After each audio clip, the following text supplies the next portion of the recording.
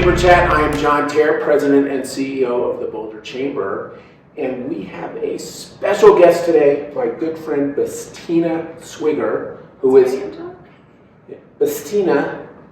I'm getting used to it. Bettina Swigger, who is the awesome new CEO of Downtown Boulder, which is a great partner of the Boulder Chamber, but handling our downtown operations, Pearl Street Mall, etc. So I'm going to have a little chat with Bettina about all of her, what brought her here, what's her background, and her vision for Downtown Boulder. So why don't we get started, and I just welcome you to Chamber Chat, Bettina. Thank you. I'm so excited to be here. I watched a couple of these in advance, so I think I know what I'm in for. Yeah, well, I got some background questions. Dig deep. So we'll start with the background. So maybe you can just tell us a little bit about your professional background, personal background. How'd you land here in Boulder? Yeah, so it's a very happy story. Mm-hmm. I grew up in Albuquerque, New Mexico, and my mother was an artist. My father was a teacher at the community college. I'm an English professor, so I'm definitely a grammar person, just FYI. And grew up in a really musical and arts-friendly household. I also grew up in a walkable neighborhood, which is very important to my career path now. I moved to Colorado in 1997. I did a gap year in Durango, and then I moved to Colorado Springs, where I went to Colorado College. Cool. So graduated from CC, and then lived in the Springs for more than a decade, actually working in the arts community there. And then I got headhunted for a job in California. So I moved out to San Luis Obispo, which is an amazing, beautiful location. I only live in beautiful places. A beautiful location on the central coast of California, about halfway between LA and San Francisco. Okay. Very similar to Boulder, actually. So it's about 60 to 70,000 people with the university. So it's a university town. Instead of people going skiing, they go surfing. Okay. So a lot of outdoorsy people. There's a tech field.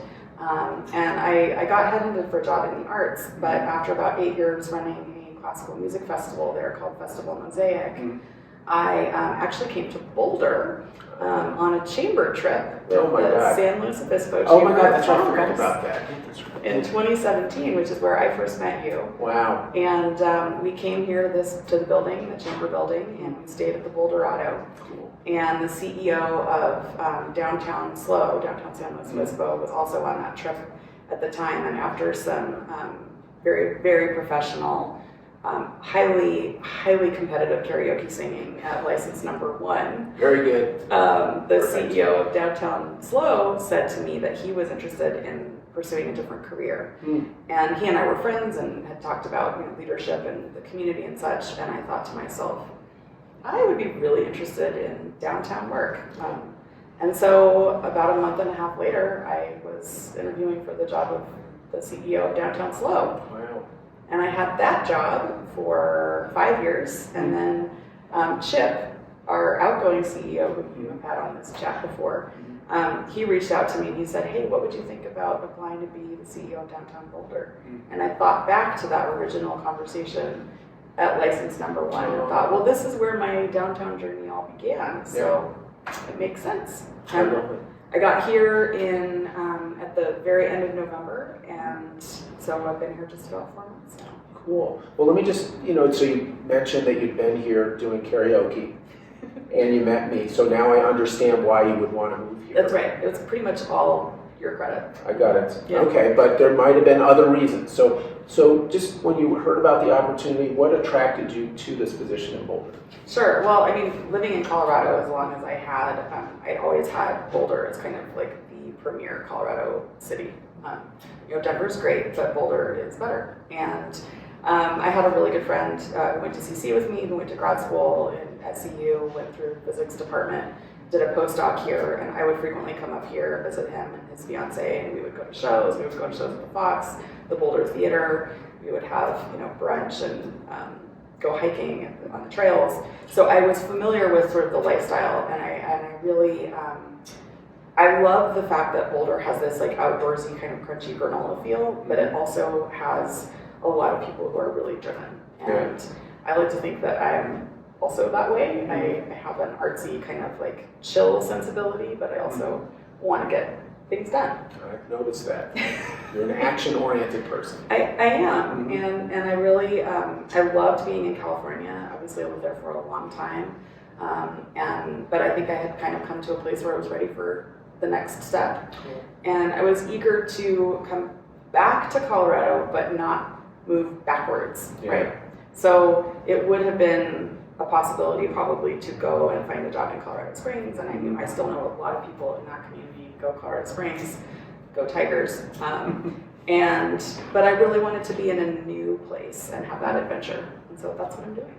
I love that you're here, and so now that you're on the ground and you're thinking action, what are some of the things that you're working on? What are the focus areas of your attention? Yeah, well, I mean, first and foremost, looking at the downtown environment, and I didn't mention this before, but the Pearl Street Mall is the best pedestrian mall in the country, and the vision and planning that it took to make that a reality 46 years ago is just remarkable. And it requires constant care and feeding, right? You can't just build something like that and then think it's going to take care of itself. So we're really looking ahead to the 50th anniversary of the Pearl Street Mall, which will be in August of 2027. So planning ahead for that, we've got ideas about events and public art activation and some general improvements that the city's going to be working on as well. So that's a big focus. And we're also looking at just how to keep a downtown vibrant and activated. So we have a really, really wonderful retail community here. In fact, our street level vacancy rate is enviable. I visit a lot of different downtowns. A lot of downtowns would be really, really happy to have the number of retail stores that we have. Where we have a challenge though is upstairs. Second floor. Second, third floor. Yeah. The offices are just, they're not as full as they used to, and there's a trickle-down effect that affects the restaurants in particular. So, you might notice if you go downtown, some of your favorite restaurants might not be open Monday, Tuesday, Wednesday for lunch.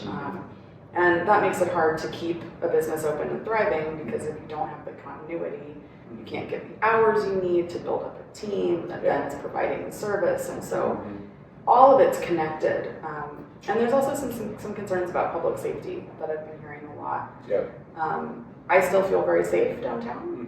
In fact, I live downtown and I am walking morning, noon, and night. At 7 in the morning I'm out there, 11 o'clock at night. Not really out after midnight much these days. Depends on what's going on karaoke. That's a good point. Yeah, you and I haven't done karaoke after midnight yet. We will be later tonight. But there are some issues that I don't think Boulder, and particularly downtown Boulder, have experienced before. And you and I have had conversations about how things have changed and how it's not helpful to compare it to where it could be worse, right? Because obviously it could be worse. But if it is worse compared to how it used to be, that's a really hard level set for people to get used to. It's definitely, I'd say, unprecedented conditions. But whenever you say it is still the most attractive downtown walking mall or outdoor mall of any place in the country, and relative low level of criminal activity. But when you see any of it, you're raising a concern. So those are focus areas. Well, let me ask you, just you've been in the position for a few months, and I'm sure you have got that 50-year thing out there. But what would be a vision that you have for Pearl Street Mall's future in the downtown? Well, I'm actually really fortunate in that when I came into the job, we had just adopted a vision plan. So there are a lot of people, hundreds of people who participated in the visioning process that did not include yours truly. But now I get to implement it and put my own kind of signature on it. So I'm really looking to that document as the guiding vision, and there's some beautiful things in there. Primarily around making sure that we are co-creating activities and events in the downtown. So it's not enough to just say, okay, well, we've created this event, come enjoy it and have at it, but it's more like, how can we invite the community in to help us create events that are representative of all different populations so that everybody can feel welcome downtown. There's also some really cool stuff around alley activation and public art, which with my arts background, I'm a huge proponent of public art. We have wonderful murals. There's an opportunity to do more. And I have a good friend who works as the public art manager for the city of Boulder. He and I are talking about different things that we have going on. So lots of people are going to be involved in that. Yeah. I have some ideas about some fun parties and things that we could do to celebrate, and potentially some fundraising activities. Cool. To get people to put a little skin in the game for them being invested in the future. Really nice.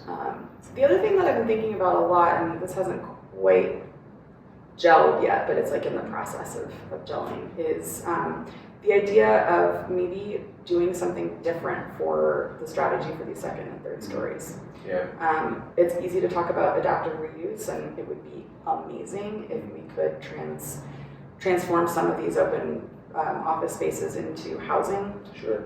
Infrastructure-wise, that's complicated. Yeah. Because you gotta have, like, if you have a toilet, if you have an apartment, you have to have a toilet in the apartment. Yeah. You have to have a sink, things like this. Normally.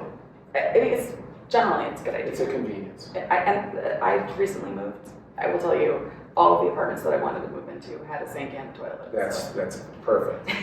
Pay for this. We're setting the bar pretty high. Yeah. But that's hard, right? If you have like a 30,000 foot office space, it is not situated for that, and the building might not be situated to do that kind of plumbing work. And in some cases, it might not even be realistic. They would maybe want to just do a tear down and build up again, as opposed to do good work. But I think we can still be imaginative, right? So maybe instead of trying to look for giant tech companies that are going to bring 50, 60, 70 office workers downtown, and don't get me wrong, we want you to come to Downtown Boulder too, please. But maybe we could also chunk up some of these offices and invite more service providers, massage therapists, marriage counselors, hell, a daycare provider. Somebody who is bringing their own human body into the space, Sure, yeah. providing a service that other humans want to use, so that the space is being activated and it's not just sitting empty. Yeah. Because at the end of the day, downtowns are really about creating spaces for people to gather. Yeah. And it's just not happening in that way at that level. Yeah, you mentioned even the notion of partnership with the university or one of the technical schools just to use classroom space, something like that. Totally, because I mean, people want to be downtown, right? I mean, it's even with people working from home. I mean, I think there's great co-working spaces. I think about Galvanize or Industrious. They have this wonderful system. But yeah, maybe there could be a learning lab for CU students at both undergrad and graduate levels, so they could come and study innovation from longtime practitioners, entrepreneurs, people who are maybe in the startup field, and they could bring them along. And then that is developing local talent, learning from the local talent, and also kind of being an extension of the CU campus into downtown. Yeah. So that's another thing we've been talking about a lot, is how do we connect what's happening on the hill and what's happening on campus with what's happening downtown. Yeah. And there's some very real opportunity right now with the 2 hotels in the conference center that are going in. So we're having lots of conversations about this, and the Moxie Hotel could be open within a matter of weeks. And that's really exciting because it's a straight shot on Broadway or down the Arboretum Path to our downtown. I live downtown. I walk up to Mackey Auditorium. I'll walk up to go to the Fox or to go to the Sink. To me, it doesn't seem like that long of a walk. I'm fortunate enough to be able-bodied, and I like to walk. But I think that for a visitor, they are going to be seeing that they're coming to Boulder, not that they're coming to a specific neighborhood in Boulder. Right? So this is our chance to make sure that it's a cohesive experience, that they come to Boulder and they say, oh wow, this is a cool town, this is a cool place, not, oh, I was in this one part of town and it really needs some better wayfinding because I couldn't find my way to where things were happening. So it needs to be cohesive. You didn't mention gondola. I did not. I'm actually more of a funicular girl. Do you even know what a funicular is? I don't. I'm going to have to learn. I learn a lot from you. I will say this, I just have so enjoyed your own creative mind, the ideas that you bring from your previous experience, and the partnership we've had already. I mean, just working on the homelessness issue, trying to address the needs of the unhoused and the impacts on our community, criminal issue, and then the office vacancy issue, a couple of ones that we both share, really key to us. But I'll just say this in closing, I mean, just the downtown is such an integral part of Boulder's economic ecosystem. It's such a huge element of our character. And I'm so excited that you're there. You've just been already a great, fresh set of eyes on the area and bringing some new spirit. So just wonderful to have you on board. Well, thank you. And I could not do it without an amazing team. So we have an incredible group of humans who work at Downtown Boulder Partnership. Terry, Anna, Sue, Melanie, Kat, Kate, Steven, Dave, you guys are amazing. And we, of course, have our downtown ambassadors, the blue-shirted folks who are downtown working at the Visitors Information Center every day. They're out cleaning up messes so that you don't have to see them when you come visit them. And it really is a team effort. So I feel privileged and honored to be stewarding this moment of downtown. And I'm super excited to be here. Well, welcome aboard. It's kind of belated welcome aboard for Chamber Chat audience, but I'm so excited again to have you on board. Thank you. All right, and so we'll call that a close for this edition of Chamber Chat. Thank you, Bettina Swigger, for being with us, and we'll see you next time on Chamber Chat.